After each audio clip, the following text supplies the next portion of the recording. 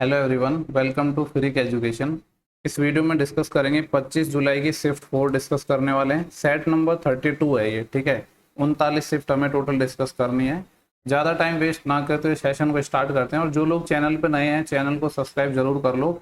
और देखो, अगर आपको कोई टॉपिक पढ़ना है जिसमें आपको प्रॉब्लम आती हो, ठीक है, या फिर किसी एग्जाम के सॉल्यूशन देखने हैं, हर एक चीज़ की प्लेलिस्ट बनाई हुई है, टॉपिक वाइज भी, एग्जाम वाइज भी, सब कुछ बनाया हुआ है, ठीक है। सिर्फ आपको प्लेलिस्ट पे जाना है, ज़्यादा वैसे ढूंढोगे तो आपको वीडियो मिलेंगे ही नहीं, ठीक है। तो सेशन को स्टार्ट करते हैं अपन। बोल रहे हैं कि the length of longest diagonal of A cube is 7√3। आपको पता है कि क्यूब या घन में जो लॉन्गेस्ट डायगोनल होता है उसकी जो लंबाई होती है वो क्या होती है, √3 इंटू साइड, ठीक है। सवाल में बोला है कि ये 7√3 है, यानी यहाँ से मैं कह सकता हूँ साइड 7 आ गई। हमसे पूछ रहे हैं वॉल्यूम बताना है। अब जो अपना क्यूब होता है, तो क्यूब का वॉल्यूम होता है साइड का क्यूब, और 7 का क्यूब होता है 343। तो ऑप्शन 4 आ जाएगा। नेक्स्ट सवाल देखेंगे, क्वेश्चन नंबर 2 है। यहाँ पे हमसे बोला गया कि मीन प्रोपोर्शनल बताना है दिस एंड दिस। आपको पता है मीन प्रोपोर्शनल क्या होता है, √XY ले लो। ए भी मानता हूँ, पर यहाँ पे ए भी ऑलरेडी था। XY मतलब पहली चीज को मल्टीप्लाई करना है दूसरी चीज से। एक अपने पास क्या है, A+B, जो कि मल्टीप्लाई हो रहा है A-B के क्यूब से। इसको मल्टीप्लाई करेंगे किससे, A+B के क्यूब से, और A-B सॉल्व करते हैं। देखो, यहाँ पे A-B की पावर 3 है, यहाँ पे A-B की पावर 1 है, तो मिलके A-B की पावर 4 बनेंगी, और उसका अंडर रूट आ जाएगा A-B का होल स्क्वायर। सिमिलरली ये आ जाएगा A+B का होल स्क्वायर। तो ये अपना आंसर आना चाहिए A+B का होल स्क्वायर इंटू A-B का होल स्क्वायर। दो सवाल तो अपने इजी हैं, ठीक है, लेकिन इसमें कुछ अच्छे क्वेश्चन भी पूछे गए हैं। शिफ्ट में मैंने कुछ हिंदी के क्वेश्चन भी डाले। नेक्स्ट सवाल है कि a group of college student had decided to complete a project in 10 days, ठीक है। एक कॉलेज के ग्रुप ने क्या डिसाइड किया कि वो काम को 10 दिन में खत्म करेंगे। पर क्या हो रहा है कि देखो, ऐसा सेम सवाल किया था हमने। मैं बोलता हूँ ना कि सेम टाइप के सवाल ही आते रहते हैं। बाद में क्या हुआ कि as 2 student dropped out every day, और हर एक 2 दिन स्टूडेंट क्या है अपने जा रहे हैं। बोल रहे हैं कि प्रोजेक्ट है इस तरीके से 15 दिन में खत्म हुआ है, तो नंबर ऑफ स्टूडेंट निकालने हैं जो बिगनिंग में थे। उसी तरीके से बताऊंगा, सेम जो मैंने आपको 2-3 से पहले बताया था। लेट्स से कि मैंने मान लिया कि टोटल x लोग थे जो 10 दिन में काम करते थे, तो टोटल काम हो जाता 10x। अब पहले दिन तो क्या हुआ है कि x लोगों ने काम किया है एक दिन, इसके बाद क्या है हर एक दिन 2 छोड़ के चले गए। तो यहाँ पे जैसे ये सेकेंड डे आएगा, ठीक है, सेकेंड डे से स्टार्ट होगा, तीसरा, चौथा, और ऐसे टोटल काम 15 दिन में हुआ है। पहले दिन का ये हो चुका है, यानी यहाँ पे ये जाएगा 15 तक जाएगा वैसे तो टोटल। दूसरे दिन क्या हो रहा है कि 2 लोग छोड़कर चले गए, यानी अभी होंगे x-2। फिर तीसरे दिन 2 और छोड़ के चले गए, तो x-4। ऐसे ही चलता जाएगा, लास्ट टर्म आ जाएगी। तो इसी को सॉल्व करना है अपन को। ये आ जाएगा 10x इक्वल, आपको पता है कि जो x है वो तो पूरा 15 बार आया है, तो 15x तो आ जाएगा बाहर। प्लस का क्या बचेगा, देखो यहाँ पे -2 है, फिर -4 है, और मैं एक काम करता हूँ माइनस भी कॉमन ले लेता हूँ। तो क्या बचेगा अपने 2, 4, 6 डैश डैश डैश, और लास्ट टर्म कितनी आएगी, देखो टोटल ये 15 टर्म थी, एक टर्म यहाँ पे चली गई। यानी मैं कह सकता हूँ यहाँ पे ये जो टर्म है टोटल 14 टर्म है अपने पास। 14वीं टर्म हम निकाल सकते हैं डायरेक्ट। कैसे निकलता है, AP में 14वीं टर्म निकलती है A+13D। A मतलब इनिशियल टर्म है 2, प्लस 13 इंटू D मतलब कॉमन डिफरेंस कितना है 2 का, 13 दूनी 26, 26 और 2 28। यानी मैं कह सकता हूँ जो लास्ट टर्म है अपनी ये आएगी 28। इसको सॉल्व करते हैं, 10x equal to 15x minus, देखो इसको भी सॉल्व करने के कई तरीके हैं। आपको ये तो पता है कि ये जो टर्म है यहाँ से लेकर यहाँ तक कितनी है, 14 टर्म है। इसको हम एवरेज के कॉन्सेप्ट से भी निकाल सकते हैं। अगर मैं आपसे पूछूं कि नंबर का एवरेज क्या होगा, तो आप बोलोगे कि एवरेज क्या होता है, अगर एक फिक्स ऑर्डर में चल रही है, यानी या तो ऑड नंबर हो या इवन नंबर हो, तो एवरेज हो जाएगा पहला number plus last number divide by 2, तो एवरेज आ जाएगा 15। अगर एवरेज 15 है तो सम कितना आ जाएगा, सम आ जाएगा यहाँ पे, देखो ये 15x, जो ये 10x है इसको मैं इधर ला रहा हूँ। ये एक काम करते हैं, कोई नहीं, एक स्टेप और बढ़ा देंगे, इसको ऐसे ही रहने देते हैं माइनस। एवरेज यहाँ पे 15 आ गया। तो अगर मैं आपसे पूछूं कि सम कितना आएगा, तो सम आ जाएगा 15 इंटू टोटल नंबर, कितने टर्म थे 14, ये आ जाएगा। एक दूसरा तरीका था कि अर्थमेटिक प्रोग्रेशन से नॉर्मली Sn बराबर n/2 into 2a plus n-1 into D, उससे भी निकाल सकते हो, कैसे भी निकाल लो, एक ही बात है। इस 10x को मैं इधर लाऊंगा, ठीक है, तो इधर हो जाएगा 5x, और ये वाली टर्म इधर चली जाएगी 15 गुणा 14, ठीक है। 5 से ये 3 टाइम कट जाएगा, तो x की वैल्यू आ जाएगी 14 × 42, 42 अपना आंसर आ जाएगा, जो कि ऑप्शन पहला है। सेम सवाल मैंने पहले भी करवाया था, अच्छा लगता है तो स्क्रीनशॉट ले लो, काम आएगा, और ऐसा सवाल आगे भी पूछा जाएगा डेफिनेटली, ठीक है। नेक्स्ट सवाल देखते हैं, क्वेश्चन 4 है अपना। यहाँ पे थोड़ा सा इसको मैं जूम आउट करता हूँ। क्या सवाल है, बोल रहा है कि 4 मैन हैं जो एक साथ मिलकर काम करते हैं, तो किसी काम को खत्म करते हैं 18 दिनों में। तो पूछ रहा है कि कितने और आदमियों की आवश्यकता होगी अगर इस काम को 12 दिन में खत्म करना है। मैं मान रहा हूँ कि देखो टोटल 12 दिन में खत्म करना है, मैंने मान लिया कि टोटल x आदमी थे, ये मैंने क्या माना है, टोटल माना है। आप ऐसे मत माना करो कि पहले अभी 4 थे तो 4 + x मान लो, नहीं, टोटल को जो पहले वालों को घटा देंगे ऐसे डायरेक्ट, ठीक है। 4 मैंने या इसको 4 ही रहने दो, एक ही बात है। तो 4 से ये 3 टाइम कट जाएगा और 3 से ये 6 टाइम, यानी 6 तो है टोटल, लेकिन हमसे पूछ रहा है एक्स्ट्रा कितने चाहिए। तो 6 तो टोटल थे जिसमें से 4 अपने पास पहले ही थे, तो एक्स्ट्रा कितने परसेंट चाहिए, 2 यानी ऑप्शन थर्ड हो जाएगा। इसके बाद नेक्स्ट सवाल देखेंगे, क्वेश्चन 5 बोल रहा है कि इसकी वैल्यू बतानी है।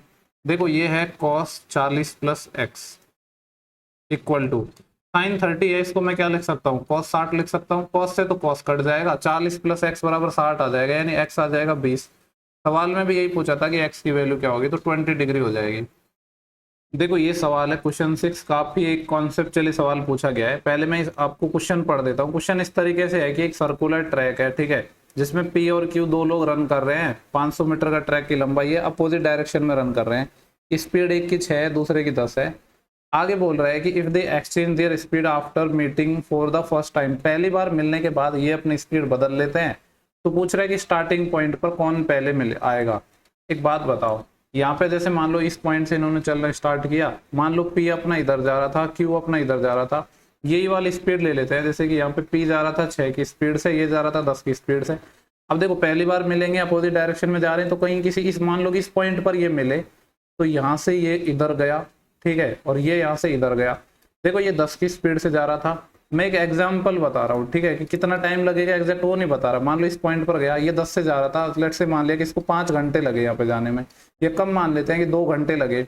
अब ये 6 से जा रहा था तो इसको ज्यादा लगेगा, लेट से कि मान लेते हैं कि 3 घंटे लगे। ये सिर्फ एक एग्जाम्पल है महज, ठीक है, आप इसको एग्जैक्ट वैल्यू मत मानना। अब इस पॉइंट पर मिलने के बाद क्या बोला इन्होंने कि हम स्पीड को इंटरचेंज कर लेते हैं, यानी पहले तो ये इधर 6 से जा रहा था, लेकिन इस पॉइंट पर मिलने के बाद क्या होगा, ये इसी पॉइंट पर आएगा, यानी आगे इस डायरेक्शन में चलेगा, ये इधर आएगा और ये अपना यहाँ से इधर आएगा, ठीक है। P पहले 6 से जा रहा था, लेकिन अभी P इधर आएगा और कितने की स्पीड से आएगा, 10 की स्पीड से। पहले Q इधर जा रहा था, 10 से जा रहा था, लेकिन अभी 6 से आएगा, ठीक है। तो यहाँ से इसको जितना टाइम लगा है 6 की स्पीड से आने में, सेम टाइम इधर लगेगा, यानी इस पॉइंट पर ये वापस आएंगे तभी भी सेम टाइम, क्योंकि स्पीड तो हमने इंटरचेंज कर दी ना।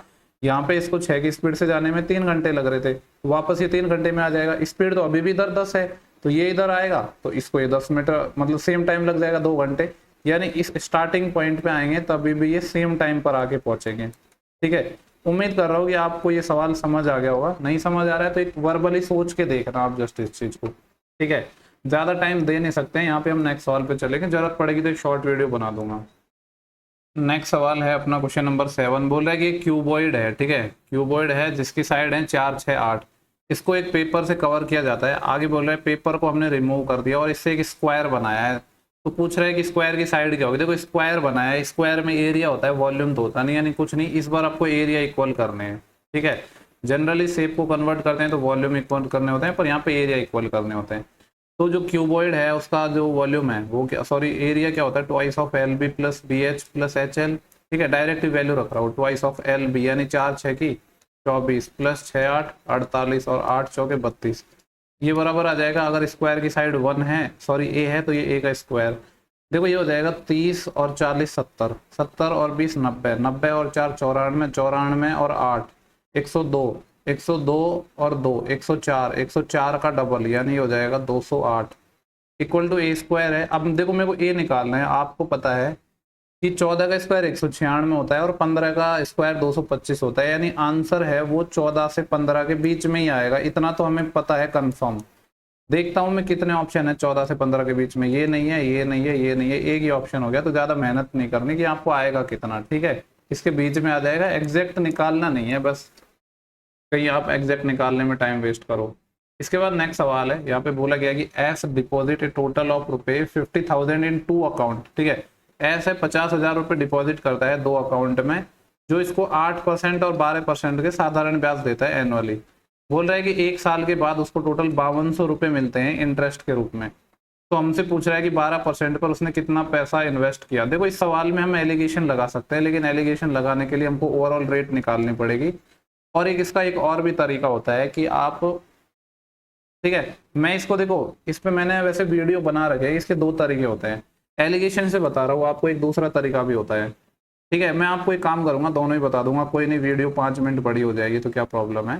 यहाँ पे देखो ये है अपना 8%, दूसरी रेट है 12%, हमें ब्याज मिल रहा है टोटल 5200 रुपये, और ये कितने रुपए पर मिल रहा है, इतने पर, और इसमें परसेंटेज के लिए 100 से मल्टीप्लाई करेंगे तो 2 जीरो हट जाएंगे, यानी आएगा 500, इसके 2 जीरो यहाँ से चले गए, 5 ढाई का 50 और 2, यानी ये आ जाएगा 10.4, यह आ गया 10.4 ओवरऑल रेट परसेंट, ठीक है।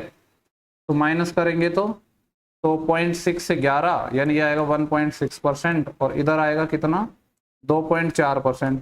अगर देखो ये क्या आ जाएगा, अपना रेशियो आ जाएगा टोटल, ये यानी 8 3 24 और 8 दूनी 16, 2:3 में पैसा लगाया, यहाँ पे था 50,000, यानी 2 और 3 5 यूनिट की वैल्यू 50,000 है, तो 1 यूनिट की वैल्यू कितनी आ जाएगी 10,000।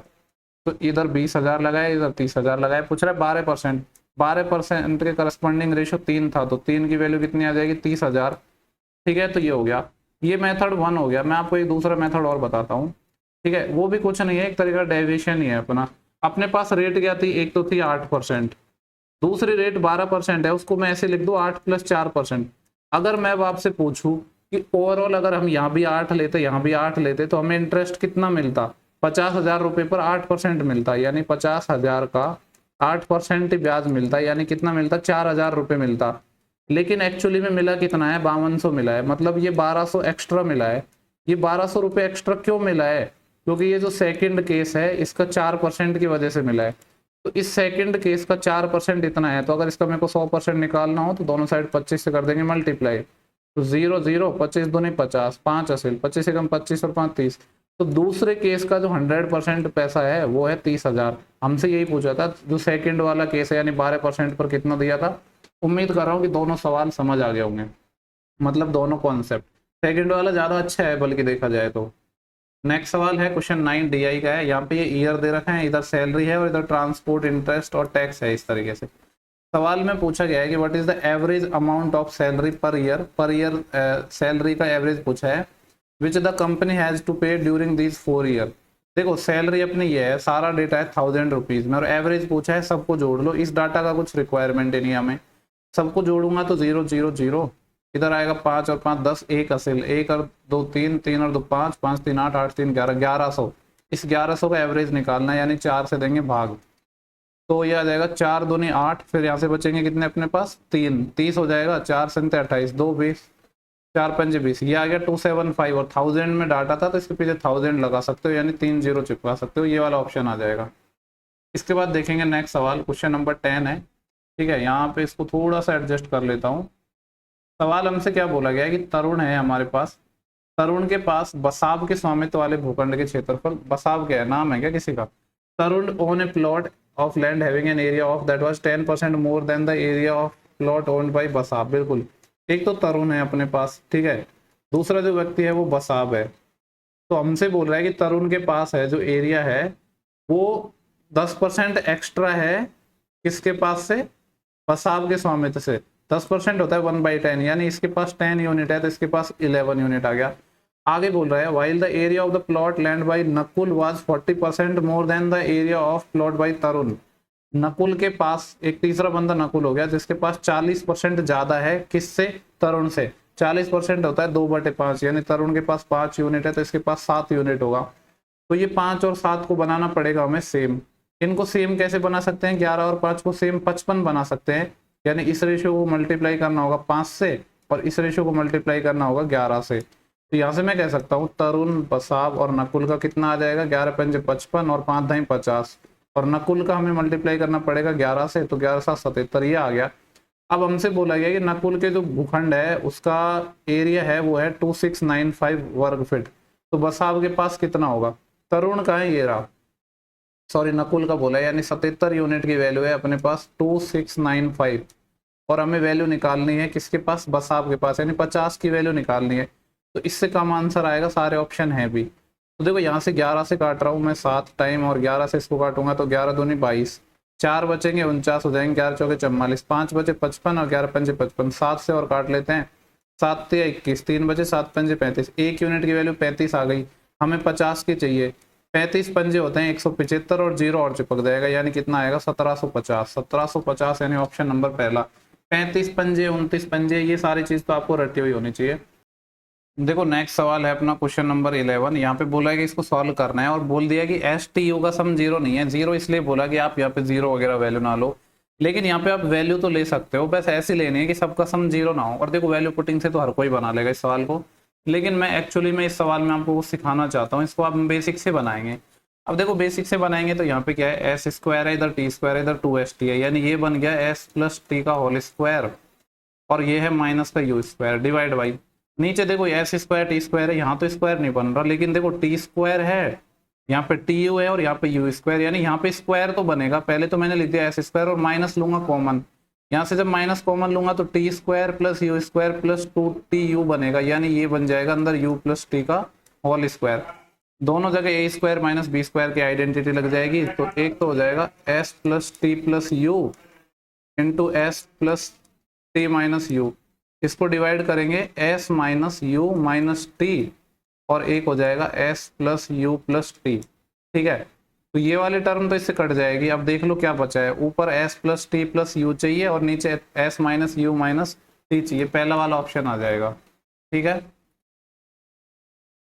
नेक्स्ट सवाल देखते हैं अपना क्या पूछा गया है। यहाँ पे देखो अपन को निकालना है 1 साइन थीटा और माइनस में हो रखा है साइन थीटा। ठीक है, जब एलसीएम लोगे तो 1 माइनस साइन स्क्वायर थीटा आएगा जो कि कॉस स्क्वायर थीटा है, और डिवाइड में साइन थीटा है, एक कॉस बटे साइन के मिलके कॉट थीटा बन जाएगा और दूसरा है कॉस थीटा, तो ये आ जाएगा cot theta into cos theta, option अपना फर्स्ट आ जाएगा। देखो नेक्स्ट सवाल है क्वेश्चन नंबर 13। यहाँ पे हमसे बोला गया कि एक शॉपकीपर ने क्या किया, 1600 मैंगो परचेज किए हैं 120 रुपये पर डजन के हिसाब से। ठीक है, यहाँ पे मैं यार देखो कलर कुछ ज़्यादा बड़ा ओवर लग रहा है, इसको लेते हैं कि 1600 मैंगो खरीदे 120 रुपये पर डजन। पर डजन मतलब कि 12 मैंगो इसने खरीदे कितने के, 120 रुपये के। ठीक है, तो अगर मैं आपसे पूछूं कि एक मैंगो कितने का खरीदा है, तो एक मैंगो खरीदा है 10 रुपये का, और हमसे बोला है कि टोटल इसने 1600 मैंगो खरीदे, यानी सीपी निकल जाएगा 1600 को मल्टीप्लाई कर देंगे एक जीरो से और यानी 10 से, ये तो टोटल सीपी आ गया। वैसे फीलिंग नहीं आ रही, कलर साइज उतना ही लेते हैं, बड़ा ही रखते हैं। ठीक है, आगे क्या बोला है कि इसने 900 मैंगो है वो 15 रुपये के हिसाब से बेच दिए। एक बात बताओ मेरे को, इसने इसको पड़ कितने का रहा था एक मैंगो 10 रुपये का, और इसने बेचा कितना का है 15 रुपये का, यानी प्रॉफिट मैं डायरेक्ट निकाल रहा हूँ कि इसको प्रॉफिट कितना हुआ है। ठीक है, तो यहाँ पे 10 का खरीदा और 15 का बेचा है तो 5 रुपये का प्रॉफिट हो रहा है। कितने मैंगो की बात हो रही है, 900 की, तो 4500 का प्रॉफिट तो ये हो गया। सेकंड बोल रहा है कि इसने बचे हुए 14 रुपये पर मैंगो के हिसाब से बेच दिए, 900 पहले बेच दिए, 1600 टोटल थे, यानी 700 मैंगो तो अभी भी बच रहे हैं। इसको 14 रुपये में बेचा, एक को खरीद के 10 का लाया था, यानी इस पे भी 4 यूनिट का लाभ हो रहा है, यानी 2800 रुपये इस पे लाभ हो गया। तो ओवरऑल जो प्रॉफिट है वो हो जाएगा 8 और 5 13, 1 असिल 4 2 6 और 1 7, 7300 रुपये का इसको प्रॉफिट हो गया। एक तरीका था कि आप यहाँ पे टोटल एसपी निकाल लेते, लेकिन निकालना तो हमें प्रॉफिट ही है ना, इसलिए मैंने डायरेक्ट ये निकाल लिया कि प्रॉफिट कितना आएगा। ये है 16000 पर, परसेंटेज के लिए 100 से मल्टीप्लाई, ये आ जाएगा अपना आंसर जितना भी आएगा। 3 जीरो हटा देते हैं यहाँ से, 1 2 3 जीरो, और 16 से डिवाइड कर लेंगे, 730 है ना, 16 चौके 64, 4 वाली लाइन में आएगा आंसर। ये दो ऑप्शन नहीं हो सकते। बचेंगे कितने, 64 के बाद 9 बचे, 90 हो जाएगा, और 16 पंजे 80, यानी 45 पॉइंट समथिंग आएगा। एक ही ऑप्शन है, एग्जैक्ट आपको निकालने की नीड नहीं है। नेक्स्ट सवाल है, इंपॉर्टेंट सवाल है अपना। ठीक है, चोर पुलिस का क्वेश्चन है, लेकिन थोड़ा सा डिफरेंट है, इसीलिए बोल रहा हूँ इंपॉर्टेंट है। यहाँ पे इस तरीके से कहानी है कि चोर ने क्या, कुछ सामान चुराया और वो भाग गया वहां से 15 की स्पीड से। पुलिस वहां पे पहुंची क्राइम सीन पे 4 मिनट बाद। ठीक है, और फिर 4 मिनट के बाद ही इमीडिएट उसने स्टार्ट किया, यानी पुलिस ने चेज करना स्टार्ट किया चोर को। 16 मिनट के बाद उनके बीच में अभी भी 200 मीटर का गैप बच रहा है। ठीक है, देखो क्वेश्चन को ऐसा नहीं है मैं पहले पढ़ के आ रहा हूँ, बस मेन चीजों पे फोकस करना होता है, पूरे क्वेश्चन को थोड़ी ना पढ़ना होता है। 200 मीटर का गैप बच रहा है, तो हमसे पूछ रहा है कि at what distance from the spot of the crime will the police catch up the thief and what is the speed. तो पूछ रहा है कि जिस पॉइंट पर पुलिस वाला उसको पकड़ेगा वहां तक जो कितनी दूरी होगी और पुलिस वाले की स्पीड क्या होगी, दो चीजें पूछी हैं। देखो कहानी इस तरीके से है कि ये अपना क्राइम सीन था, यानी यहाँ पे पुलिस आई होगी और यहाँ पे थीप था। चोर की स्पीड थी 15 किलोमीटर पर आवर और पुलिस को 4 मिनट बाद पता चला, यानी जब चोर कितने डिस्टेंस चल चुका होगा, फिर डिस्टेंस होता है स्पीड इंटू टाइम, ये 15 kilometre per hour into time है 4 मिनट, मिनट को आवर में बदलेंगे तो 60 से भाग लग जाएगा, यानी 15 चौके 60, यानी 1 आ जाएगा ये। यानी जो चोर है वो कितनी दूरी चल चुका होगा, 1 किलोमीटर चल चुका होगा। 1 किलोमीटर कह लो या 1000 मीटर कह लो, एक ही बात है। अब देखो यहाँ पे वही सेम अपना रिलेटिव स्पीड वाला कॉन्सेप्ट लग जाएगा, लेकिन यहाँ पे इस बार पुलिस की स्पीड नहीं पता। लेट्स से कि पुलिस की स्पीड x है, चोर की तो हमें बोला था कि 15 है। ये x भी मैंने किस में माना है, किलोमीटर पर आवर में, क्योंकि जो थीप की है वो किलोमीटर पर आवर में दे रखी है। ठीक है, मान लो ये इस पॉइंट की बात कर रहा है यहाँ पे, है ना। अब ये देखो क्या किया है कि ये इधर भागे, चोर भी इधर भाग रहा है, पुलिस भी इधर भाग रहा है। पकड़ेगी तो तभी पुलिस, वरना तो पकड़ में ही नहीं आएगा, अपोजिट डायरेक्शन में जाएगा तो। ठीक है, तो 16 मिनट के बाद क्या हो रहा है, अभी भी इनके बीच में 200 मिनट का गैप हो रहा है। यानी मैं ये कह सकता हूँ कि 16 मिनट में इन्होंने कितनी दूरी चल ली होगी, 800 मीटर चल ली होगी। तो जो रिलेटिव स्पीड का कॉन्सेप्ट लगेगा वो क्या लगेगा, 800 मीटर में लगेगा। टाइम निकाल रहा हूँ मैं, और टाइम है अपने पास 16 मिनट। मिनट को आवर में बदल सकते हैं, 16/60। ठीक है, इक्वल टू ये 800 मीटर इन्होंने डिस्टेंस चल ली। सेम डायरेक्शन में जा रहे तो स्पीड हो जाएगी x-15। पुलिस की ज़्यादा होगी तो x मैंने लिया है बड़ा। अब देखो ये 800 मीटर है, इसको भी किलोमीटर में बदल लेते हैं तो 1000 से लग जाएगा भाग। यहाँ से सॉल्व करके पहले निकालते हैं कि हम x क्या आएगा।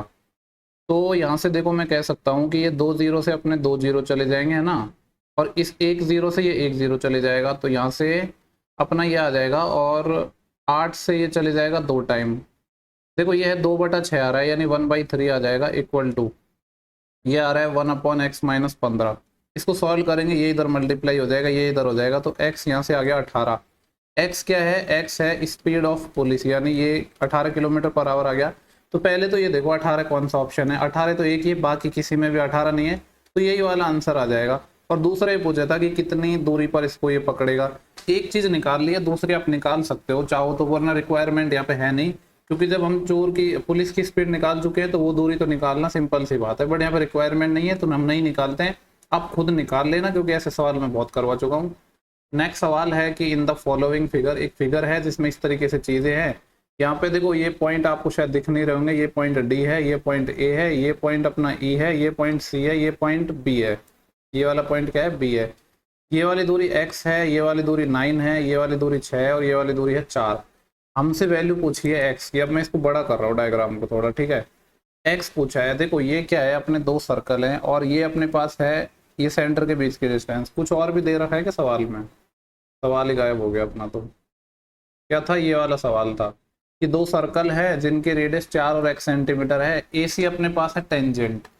तो हमें वैल्यू फाइंड करनी है x की। देखो अगर आप लोगों को याद हो, अगर आप लोगों को याद हो, ऐसा सेम सवाल आया था किसमें, सवाल देखते ही मेरे को दिमाग में आ रहा है CPO 2022 प्री की जो शिफ्ट थी ना, उनमें मैंने ऐसा आपको सेम सवाल डिट्टो करवाया था। सवाल देखते ही मेरे दिमाग में क्लिक कर गया ये। उसके बाद मैंने ऐसा सवाल किया नहीं है, लेकिन मैंने सॉल्यूशन करवाया है, तो करवाते करवाते चीजें याद आ जाती है। यहाँ पे अपने बनते हैं सिमिलर ट्राइंगल। ठीक है, कैसे बनते हैं, क्योंकि मेरे को याद है, मैंने इसलिए बोल दिया सिमिलर बनते हैं। बनते कैसे हैं आपको पता है, ये अपने पास, मैं इसको बड़ा ही कर लेता हूँ डायग्राम को थोड़ा ना। ठीक है, ये अपने पास टेंजेंट है, ये और ये अपने पास क्या है, रेडियस। तो ये 90 डिग्री का एंगल बनेगा यहाँ पे। सिमिलरली ये भी 90 का बनेगा। अब आपको पता है ये वाला एंगल बराबर होता है, ये वाला एंगल भी बराबर होता है। जब 2 एंगल बराबर हो गए तो तीसरा एंगल तो ऑटोमेटिक ही बराबर हो जाएगा, यानी ये वाला एंगल भी बराबर हो जाएगा, ये वाला एंगल भी बराबर हो जाएगा। यानी मैं कह सकता हूँ ट्राइंगल ADE सिमिलर है किसके, ए पे था 90 वाला एंगल, यानी पहले C को लेना पड़ेगा, D पे था ये वाला एंगल, यानी B को लेना पड़ेगा, और E को। ये अपने सिमिलर हो गए। इसको देखो सेम ऑर्डर में लिखना जरूरी होता है, क्यों होता है, क्योंकि यहाँ पे हम साइड का रेशियो लेंगे बाद में। अब अगर आप यही गलत लिख दोगे तो साइड का भी गलत रेशियो निकाल लोगे। या फिर दूसरा एक तरीका है कि आप ऐसे लिखो ही मत कि कौन से बराबर है, डायरेक्ट एंगल पे फोकस करो। जैसे यहाँ पे मैं अगर बात करूँ, इस वाले में 90 के सामने कोई भुजा है, वो हमें नहीं पता है क्या है, ना ही इधर पता है, तो इसको तो रहने देते हैं। ये तो देखो ये वाला जो कॉमन एंगल था, ये जो साइड है ये वाली, इसकी मैं बात कर रहा हूँ। या मैं एक अलग कलर से ही बता देता हूँ जिससे कंफ्यूजन ना हो। एक तो अपना ये वाला एंगल था, ये वाला एंगल था, ये इक्वल थे। एक और दूसरा कलर ले लेते हैं, एक ये वाला एंगल और इसके करस्पॉन्डिंग ये वाला एंगल। ठीक है, तो इस वाले के जो पिंक के सामने ये वाली साइड है 4, ये बराबर हो जाएगा, इधर इसके सामने है x इक्वल टू। अब देखो ये वाला जो ग्रीन कलर है, इसके सामने ये वाली भुजा 6, इधर ग्रीन के सामने ये हो जाएगा 9। इसको सॉल्व करेंगे तो ये देखो कितना आ जाएगा, हमें तो x चाहिए, तो इधर आ जाएगा 9 चौके 36, 36/6, x 6 आ गया। सवाल में हमसे शायद x ही फाइंड करने को कहा था।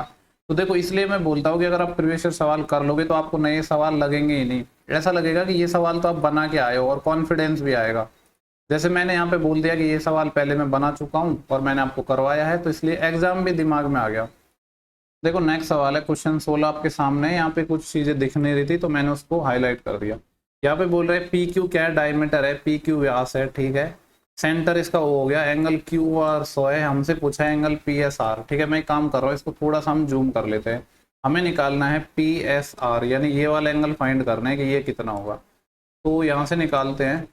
तो देखो हमें बोला था कि ये डायमीटर है। पहले मैं क्या करता हूँ, इसको इधर मिला दिया मैंने, ठीक है, इसको मैं यहाँ से मिला देता हूँ, इसको यहाँ से भी मिला सकते हैं, सबको मिला दो, ये मिला दिया हमने। अब क्या बोला था कि अगर अपना पी क्यू डायमीटर है तो आपको पता है जो डायमीटर होता है वो सरकमफ्रेंस पे 90 डिग्री का एंगल बनाता है, यानी ये कंप्लीट एंगल हो जाएगा 90 डिग्री का, ठीक है। दूसरा एक मैं और चीज कह सकता हूँ क्या, कि पी आर क्यू एस, ये क्या होगा, अपने पास एक साइक्लिक क्वाड्रिलेटरल होगा। साइक्लिक क्वाड्रिलेटरल क्यों होगा, क्योंकि इसके जो चारों वर्टेक्स हैं वो सरकमफ्रेंस पर है, ठीक है, वृत्त की परिधि पर है। और साइक्लिक क्वाड्रिलेटरल का होता है कि आमने सामने का एंगल का जो सम है वो होता है 180 डिग्री।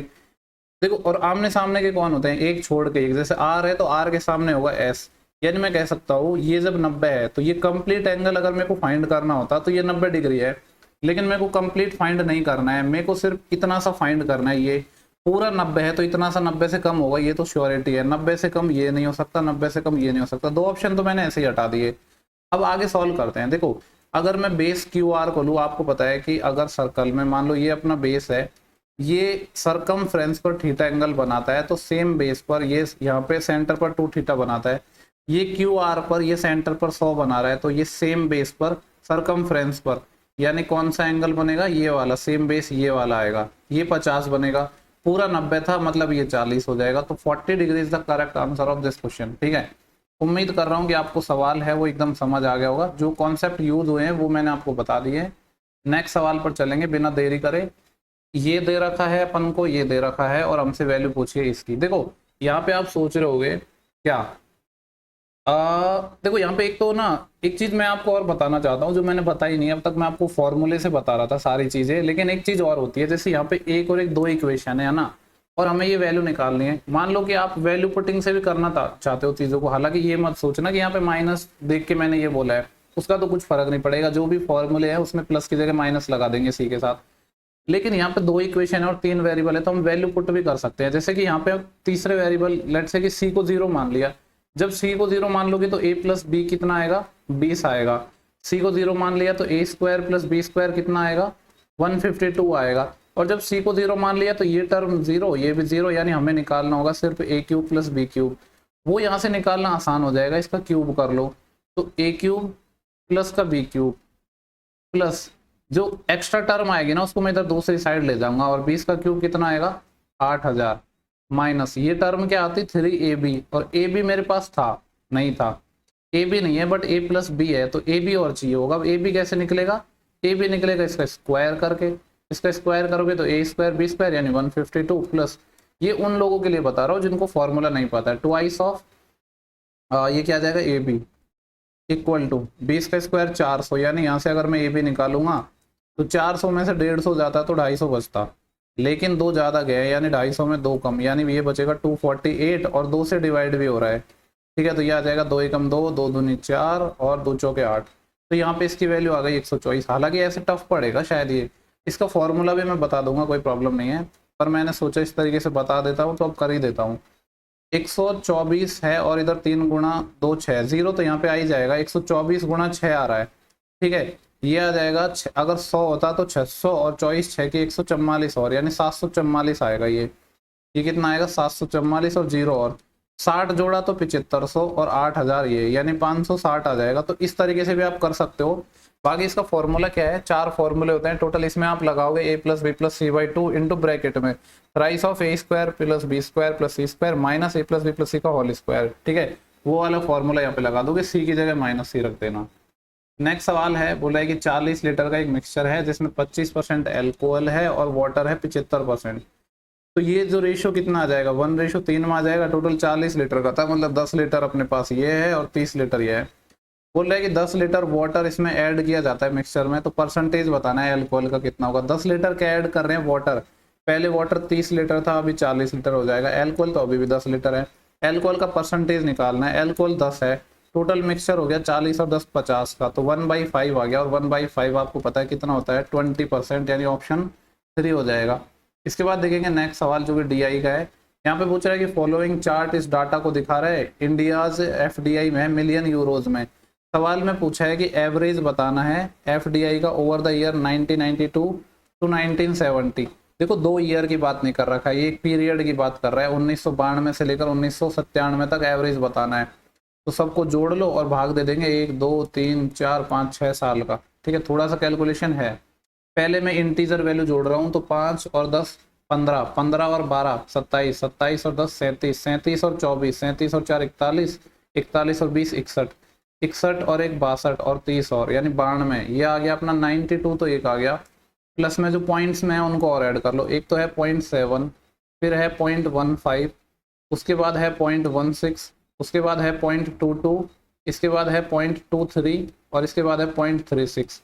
सबको ऐड कर लेते हैं, कितना आएगा 5 और 6 11, 11 और 2 13, 13 और 3 16, 16 और 6 22, 2 असील 2 और 7 9, 9 और 1 10, 10 और 1 11, 11 और 2 13, 13 और 2 15, 15 और 3 18, यानी ये आएगा 182। और यहाँ 2 के बाद पॉइंट यानी 1.82 और आ जाएगा। तो मैं ये कह सकता हूँ 93.82 आ रहा है। एवरेज निकालना है, 6 से कर दो डिवाइड, इसको यहाँ से कर देते हैं इरेज। ठीक है, तो ये आ जाएगा 6 एकम 6, 3 बचा 33 हो जाएगा, 6 पंजे 30, यानी आंसर 15 पॉइंट समथिंग आएगा। कितने ऑप्शन है, सारे ही ऑप्शन है। 6 पंजे 30, फिर कितना बचा था 3 38 हो जाएगा, 6 6 36, फिर यहाँ से 2 बचा 22 और यह आ जाएगा 6 3 18, यानी 15.63 अप्रोक्स इतना आएगा, यानी 15.6, ये वाला ऑप्शन हो जाएगा।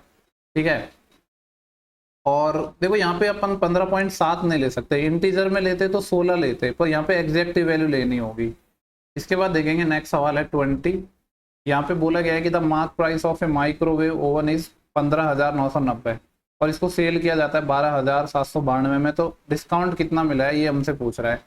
तो एमपी से एसपी का पहले रेशियो निकाल लेते हैं। एमपी है 15990 और इसको हमने सेल कर दिया 12792 में। ठीक है, 6 और 18, 18 से 24, 3 से तो कट ही जाएगा ये, 3 पंजे 15, फिर आएगा 3 एकम 3, सॉरी 3 पंजे 15 और 3 तिया 9, 3 तिया 9, ये आ जाएगा।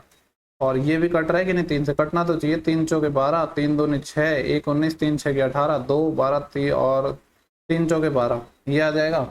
6 और 6 12 और 4 16। अब किससे काट लेते हैं इसको, ये देखो अभी ये चाहो तो डायरेक्ट में निकाल सकते हो या 2 से तो काट ही सकते हैं, ज़्यादा नहीं तो 2 दूनी 4, 1 13, 2 6 की 12, 1 13, 2 6 की 12 और फिर ये आ जाएगा 5, 2 दूनी 4, 2 एकम 2, 2 तिया 6, 2 दूनी 4। ठीक है, अब इतना कौन झंझट करेगा यार, अब सॉल्व ही कर लेते हैं। ये है अपना 26 65, देखना पड़ेगा एक तो किससे कट रहा है, इतना दिमाग क्यों लगाएंगे हम। 5 - 2 3, 6 - 3 3, 6 - 1 5 और 2 - 2 0, यानी 533 आ रहा है। कितने का डिस्काउंट मिल रहा है, 533 का। कितने पर, 2665 पर। परसेंटेज के लिए 100 से मल्टीप्लाई, 5 से काटो 20 टाइम, 5 5 25, फिर 1 बचा 16, 5 तिया 15, फिर 1 बचा 15, 5 तिया 15 और 533 से ये कट जाएगा, यानी सीधा सीधा कितना आ गया 20% आ गया। 20% है ऑप्शन सेकंड। इसके बाद नेक्स्ट सवाल देखेंगे 21। इसको सॉल्व करना है। देखो चाहो तो यहाँ पे वैल्यू पुटिंग कर सकते हो, बट नीड नहीं है ना आपको करना है। ये -7p था, यहाँ पे माइनस है। पहले अंदर ब्रैकेट को देखते हैं, ये है 4q - 10p और बाहर माइनस है, तो ये क्या आ जाएगा 8p, माइनस का आएगा 4q और ये माइनस माइनस प्लस का हो जाएगा 10p, तो 10 और 8 ये आ जाएगा 18p और माइनस का 4q, इतना आ गया। और बाहर है फिर अपने पास क्या, ये तो हमने इतना सॉल्व कर लिया। ये है फिर 3q में से माइनस हो रही है ये सारी चीज, यानी 3q में से ये वाला माइनस हो जाएगा और ये वाला प्लस, तो 3 और 4 7q और माइनस का हो जाएगा 18p। अभी हमने यहाँ तक सॉल्व कर लिया है। ठीक है, और ये सारी चीज माइनस हो रही है -7p में से, तो ये माइनस होगा, तो ये माइनस का 7q आ जाएगा, एक सेकेंड, और ये प्लस का हो जाएगा 18p। 18 में से 7 जाएगा तो 11p बचेगा और माइनस का 7q बचेगा। ठीक है, ये वाला ऑप्शन हो गया। इजी सवाल है, बट काफी लोग हो सकता है कंफ्यूज हो जाए। नेक्स्ट सवाल देखेंगे 22। क्या बोला गया है कि 20 वोमेन है और 15 मैन है, मिलकर किसी काम को 6 दिन में कर सकते हैं। 20 वोमेन एंड 15 मैन इस काम को कर सकते हैं 6 दिनों में। बोल रहा है कि 150 days for a single women complete the work, जबकि 150 डेज में एक अकेली वोमेन काम को खत्म कर सकती है। 6 दूनी 12, 3 बचेंगे, 6 पंजे 30। इधर 20 वोमेन है, इधर 25 वोमेन है, तो इसको वोमेन को इधर लाएंगे तो 5 वोमेन आ जाएगा, और इधर अपना कितना बचा है 15 मैन। 5 से ये 3 टाइम भी कट जाएगा, यानी मैन और वोमेन की एफिशिएंसी का रेशियो आ जाएगा 1:3। टोटल वर्क कोई भी एक इक्वेशन से निकाल लेंगे, बेटर है दूसरी वाली से निकालेंगे। तो ये आएगा 150 डेज में कर रहा था और वोमेन की एफिशिएंसी है 3, यानी टोटल काम हो गया अपने पास 450। हमसे पूछ रहा है कितने दिन लगेंगे एक काम, एक मैन को खत्म करने में। ठीक है, 450 काम है, मैन की एफिशिएंसी 1 है, तो कितने दिन लग जाएंगे? 450 ही लग जाएंगे। देखो नेक्स्ट सवाल है अपना, इसके मैं आपको 2 तरीके बताऊंगा। ठीक है, यहाँ पे एक सर्कल है जिसकी जो रेडियस है 4 सेंटीमीटर और ये राइट एंगल ट्राइंगल के अंदर है, सी पर ये राइट एंगल बना रहा है, ए सी की वैल्यू 12 है। देखो इसकी रेडियस 4 है, मतलब ये लेंथ अपनी क्या हो जाएगी 4 और ये हो जाएगी 8। ठीक है, अब आपको एक चीज़ और पता है कि किसी भी सर्कल में ये क्या है, टेंजेंट है, ये 8 है तो ये भी 8 हो जाएगा, और इसी तरीके से ये भी टेंजेंट है, ये 4 होएगा तो ये भी 4 हो जाएगा, और इसी तरीके से ये वाली लेंथ और ये वाली लेंथ पे बराबर होगी। जैसे अगर मान लो ये अपना क्या है x, ठीक है, तो ये भी क्या होगा x। तो ये मेथड 1 तो मैं एकदम बेसिक मेथड बता रहा हूँ, मेथड 2 मैं आपको हेट एंड ट्रायल बताऊंगा। ठीक है, तो इसमें पाइथागोरस लगानी है। पाइथागोरस क्या होता है? हाइपोटेनस का स्क्वायर, यानी 8 + x का होल स्क्वायर, साथ में स्क्वायर भी कर रहा हूँ, 64 + x स्क्वायर और 8x का डबल 16x, ये बराबर होगा कि एक तो ये बेस क्या है 8 और 4 12, 12 का स्क्वायर 144 प्लस एक ये वाली साइड 4 + x और उसका स्क्वायर, 4 का स्क्वायर 16 और इसका x स्क्वायर और 4x का डबल 8x। इसको सॉल्व करेंगे तो x स्क्वायर से x स्क्वायर कट गया, इधर 8x है और इधर 16x है, तो 8 इधर चल जाएगा तो 8x आ जाएगा इक्वल टू 144 और 16 अपने पास हो जाएंगे 160। 160 में से माइनस करना है 64, तो अगर 60 माइनस करता तो 100, लेकिन 64 माइनस करना है यानी 96 आएगा। तो x यहाँ से आ गया 12, x 12 आ गया। सवाल में पूछा था सी बी की वैल्यू बतानी है, यानी ये लेंथ अपने पास 12 आ गई, तो 12 और 4 कंप्लीट 16 आ गई।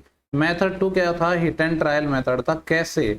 उसके लिए भी आपको कुछ कॉन्सेप्ट पता होने चाहिए, जिनको नहीं पता है वो इस तरीके से बना लेते। आपको पता होगा कि राइट एंगल ट्राइंगल में स्मॉल r निकालने का एक डायरेक्ट तरीका होता है। वो तरीका क्या होता है? a + b - c/2। a और b कोई भी बेस और आप परपेंडिकुलर मान लो, और c होता है अपना हाइपोटेनस, ठीक है, कर्ण होता है।